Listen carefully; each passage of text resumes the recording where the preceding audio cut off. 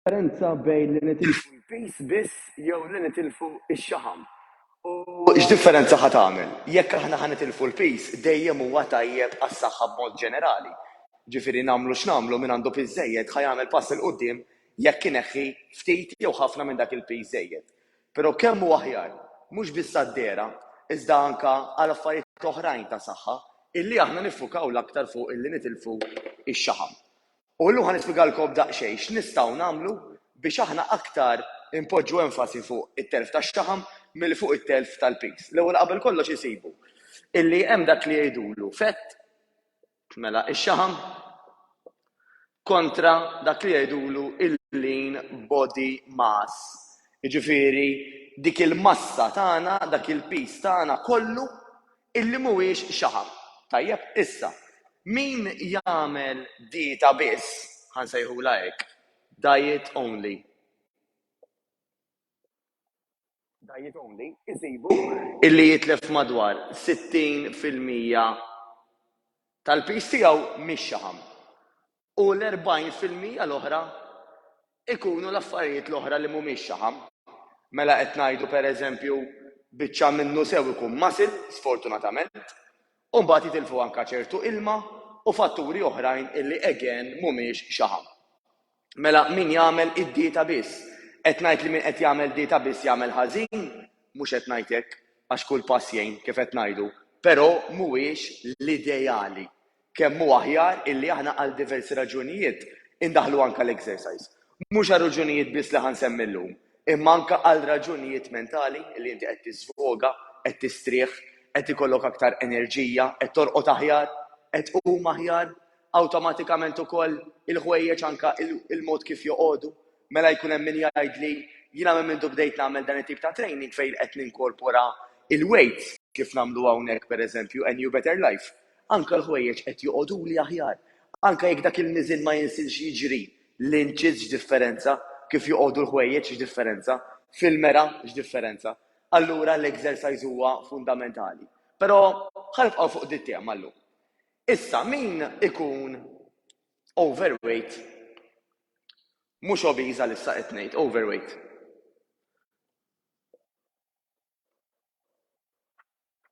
Din tibda taħdem daqsxejn differenti. Fejn isibu illi l-persentaġġi jinbidlu għal 80% xaħam.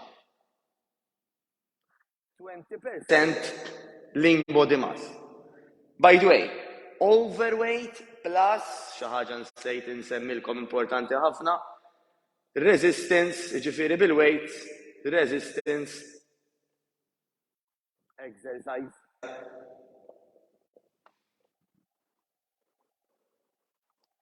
Mela, minu għandu daqsxejn peace żejjed u qed jagħmel resistance exercise din id-darba 80% bejn wieħed u ieħor daw ta' steaming, mhux kulħadd l-istess, imma f'dak l-ilma nkunu.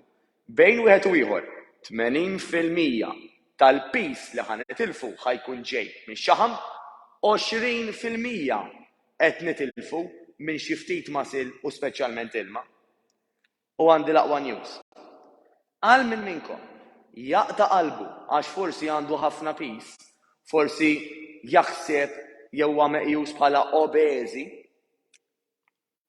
Mela ħanagħmel hekk. Obesity. Plus resistance exercise, speċjalment għal min ikun għadu fil-bidu din li ħanajt issa. Huwa stmat illi jkun hemm madwar 95% minn dak il-weight illi qed neħilsu minnu illi jkun ġej mix-xaħam u 5% biss illi jkun weight illi ġej ftit żgħira minn muscle u ħafna minnu minn ilma. Mela mhux tab xejn dik li jgħidula l-body composition kif jidher il-ġisem jibda jinbidel ħafna. Ħajasal żmien ukoll fejn naturalment dak li jkun ħajjeħel xi ftit. Mela minflok ma' bniedem jgħid ara jiena ma nafx qed nagħmel ħażin, għandi bżonn illi pereżempju nieħu xi crash course ieħor fuq suppost nagħmel u ma nagħmilx jew għandi bżonn insib xi dieta oħra ma taħdimx hekk. Huwa normali li bniedem jibda jadatta. Mela kif qed naraw għal min speċjalment huwa obesi u anke ġdid għall-exercise dak huwa fejn l-aktar illi jkun hemm perjodu illi aħna qed naħarqu qed neħilsu minn xaħam żejjed. Biżmien il-ġisem jibda anke jidra, allura għal-bidu kif jgħid bil-Malti qisu kull qaddisjien. Meta ħaneħlu, x'ħanamlu? Meta ħaneħlu, dejjem naturalment l-ewwel nieħdu pari mingħand il-nutritionist tagħna. Tajjeb, illi din meta tkun kwalifikata ħad tkun taf x'għandha tagħmel. L-ewwel qed ħastaqsik naqra mistoqsijiet. Idealment ma tantx ikollha għalfejn jistaqsik jekk inti tkun qed turija x'inti tagħmel u x'mintix tagħmel. Pereżempju aħna New Better Life, in-nutritionist gradwata illi taħdem fit-tim tagħna, din tkun qed tirċievi ta' kuljum mingħand il-membri tagħna ritratti ta' x'inhu ma jieklu. Ħalliji pereżempju tgħidilhom isma' you're doing great, jew inkella ibdel dik, ibdel l-oħra, irranġa dik, irranġa l-oħra. Ħalli anke meta bniedem weħel, jew meta bniedem għandu diffikultà, taf bniedem x'kien qed jagħmel. Naturalment tkun anke għamlitilhom pjan tal-ikel fil-bidu li jkun personalizzat skont l-età, skont it-tip ta' xogħol, skont anke li ma jkel jogħġobhom li ma le, ġifieri jkun broken down b'dak il-mod ukoll. U allura meta weħilna tipikament in-nutritionist tgħidilhom pereżempju naqqas ftit minn dik, jew ejja nibdlu dak li kell fieħor. F'liema sens? Għax mhux kull ikel jaħraq l-istess. Mela jiena pereżempju ħanpinġilkom biċċa platt hawnhekk. Skużawni ta' drawingu tal-kitba by the way ta'. Minix tabib ma jgħidu li għandi kitba ta' tabib, jiġifieri skużawni. Mela ejja ngħidu dak suppost huwa platt. Iktar għandu forom oħrajn, imma insomma.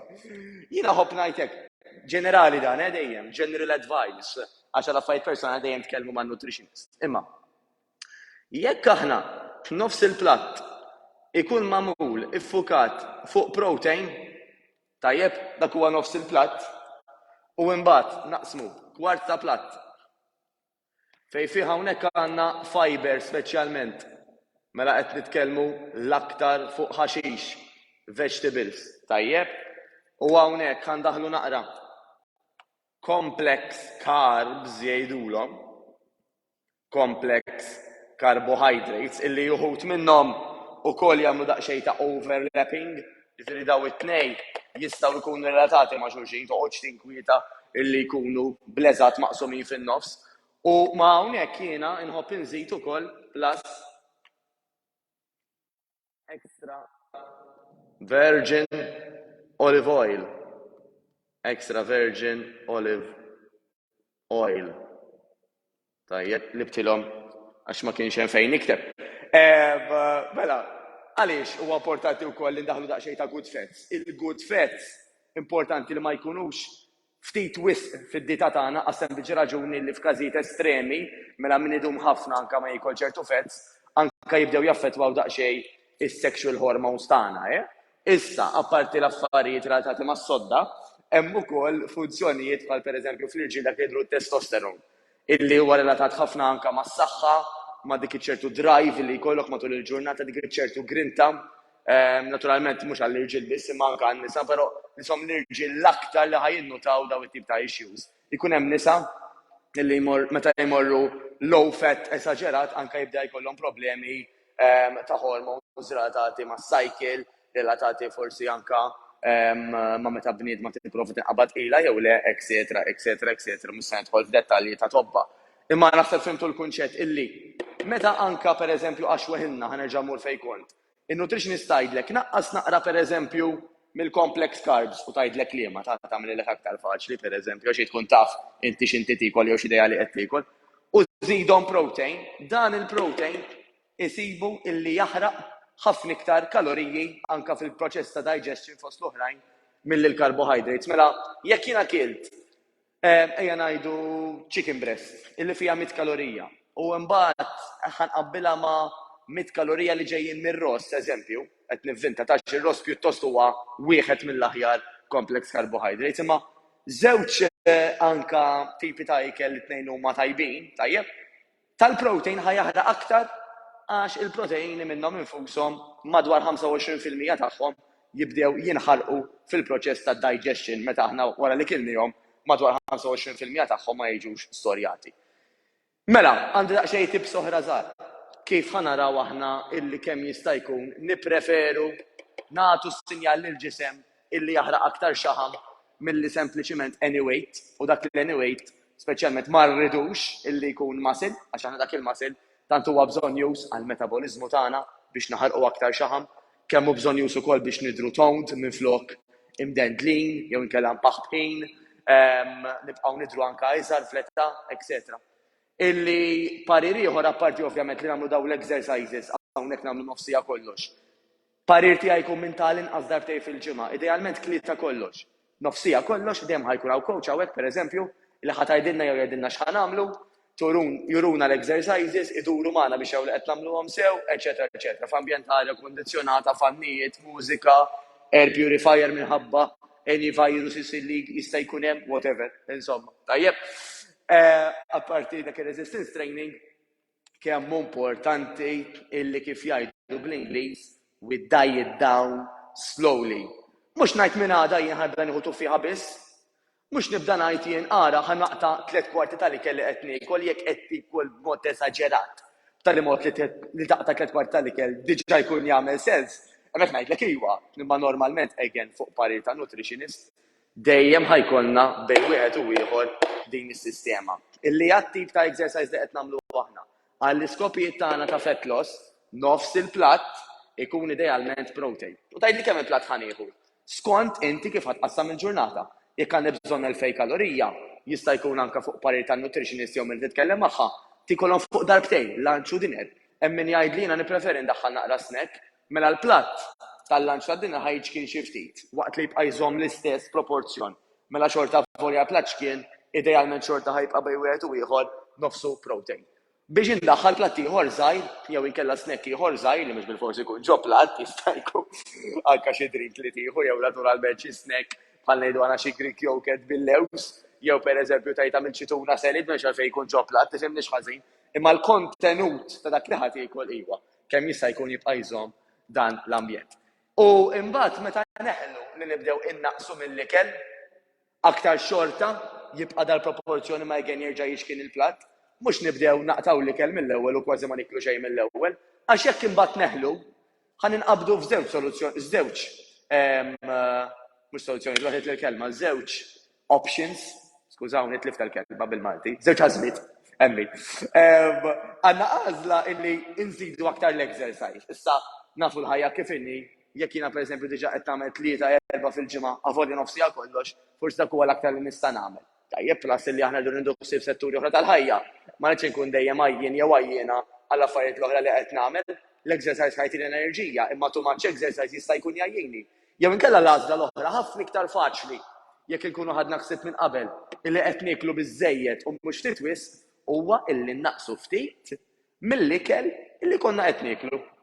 Mela jekk jiena weħilt, waħda mis-soluzzjonijiet hija li naqqas ftit oħra kif semmejna aktar kmieni f'dan il-video. Dan kien video ġenerali, kif qed ngħidilkom dejjem ħudu parir tan-nutritionist kwalifikata meta jiġi fuq pariri ta' ikel fejn jidħol exercise. Jekk nista' ngħidkom anke jiena b'mod personali jiena Mattejus Grasso minn New Better Life u flimkien hawnhekk grazzi għall-nutrition, grazzi għall-exercise. Għall-enfasi li nagħmlu anke fuq l-irqad kemm hu kruċjali biex nimmaneġġjaw l-istress għax l-istress itelfilna ħafna mill-progress li nistgħu nagħmlu, itelfilna ħafna mill-paċi li aħna nħossu wkoll, daw it-tlet pilastri flimkien ħajjejnuna ħafna biex kif aħna nixtiequ lil kulħadd a new and better life. Tajjeb, mela tistgħu anke tiċċekkjaw l-website tagħna www.anewbetterlife.com biex taraw stejjer oħrajn ta' suċċess ta' Maltin oħra bħalna illi flimkien tajjeb b'dak kollu li nagħmlu bħala tim nimxu l qudiem u nibdew naraw bidliet mhux biss fid-dera iżda kif inħossuna. Nawguralek is-saħħa u l-ġid.